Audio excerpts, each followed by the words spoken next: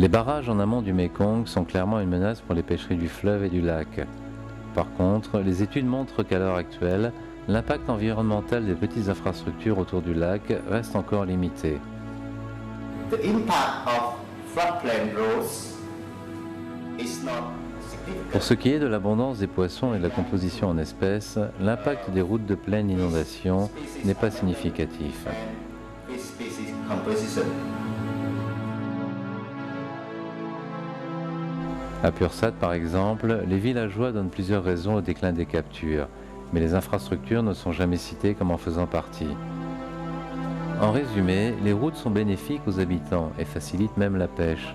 Cependant, l'impact négatif à long terme de ces routes qui compartimentent les plaines d'inondation et réduisent ainsi l'habitat des poissons est bien connu dans d'autres parties du monde. Un facteur clé est la manière dont ces routes sont construites et l'attention portée au maintien des échanges hydrologiques à travers ces routes.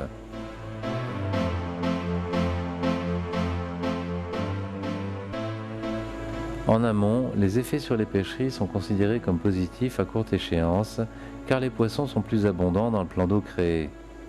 Cependant, ce projet est trop récent pour tirer des conclusions quant à ses effets à long terme sur la migration des poissons dans la rivière Chinit et sur la composition des captures. Au sein du périmètre irrigué, les gens ont vu leur production de riz augmenter. En aval, les villageois attribuent au changement hydrologique la responsabilité de la chute des captures. Cependant, les poissons sont quelquefois plus faciles à pêcher, en particulier lorsqu'ils se concentrent dans des habitats rivulaires.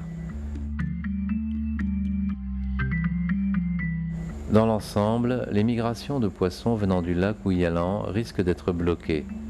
Et l'opinion générale est que l'abondance en poissons, la diversité des espèces et les prises des pêcheurs sont en déclin. On ne peut pourtant pas incriminer uniquement les infrastructures, car d'autres facteurs contribuent également à cette évolution, en particulier une pression de pêche en augmentation constante et l'utilisation d'engins destructifs.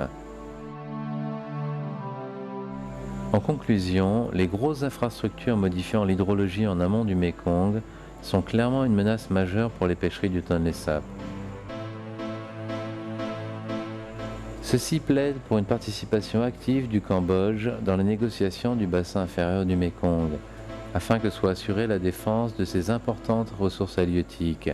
À une échelle plus locale, l'influence des infrastructures sur l'hydrologie du lac et sur ses pêcheries est complexe et ne peut être résumée simplement.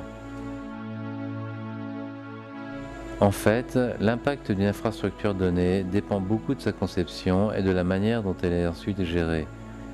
Une conception intégrant les contraintes écologiques et une gestion raisonnée sont essentielles au maintien de la productivité d'un lac.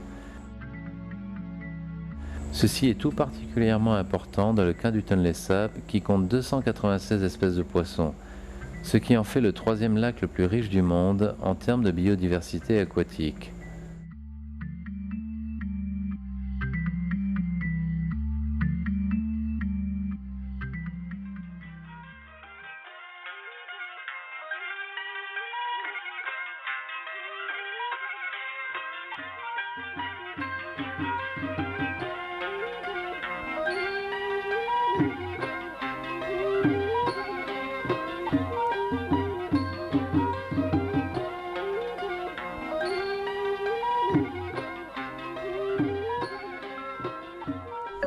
En 2006, les pêcheries du Tonlé Sap ont généré 233 millions de dollars et le revenu moyen des familles se montait à 470 dollars par an. Ces dernières années, la pression de la pêche a augmenté aux proportions de la croissance démographique et même davantage.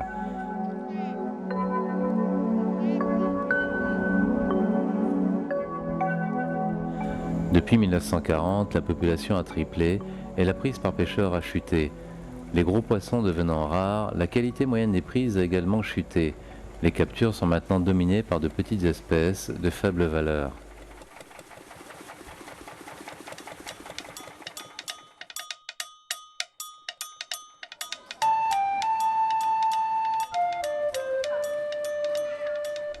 Dans le cas du site étudié à Pursat, les villageois confient que les routes nouvellement créées leur ouvrent l'accès aux services publics et au marché. Un accès facilité au marché est particulièrement appréciable dans le cas des poissons qui ne se conservent pas longtemps.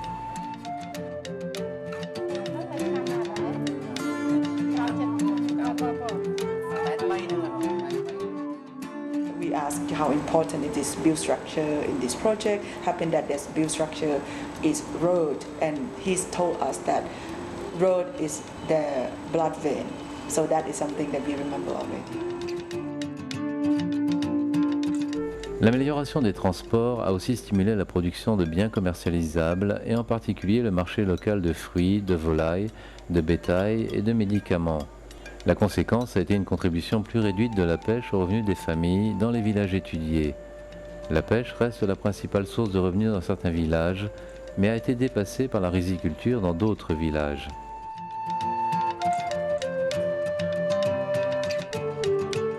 Après la construction d'une route, les revenus ont tendance à augmenter davantage dans les familles ayant déjà un capital que dans les familles pauvres. Les familles mieux nanties ont clairement plus de capacité à bénéficier des opportunités créées par une nouvelle infrastructure. Les facteurs sociaux et culturels influencent aussi les bénéfices tirés des infrastructures. Dans la province de Pursat, par exemple, l'étude a montré qu'un village Cham musulman bénéficiait davantage d'une nouvelle route que des villages Khmer, et ce pour deux raisons. D'une part, il a établi un meilleur réseau d'échanges avec les autres villages, et d'autre part, les institutions Cham assurent une meilleure redistribution entre villageois des revenus tirés de la route.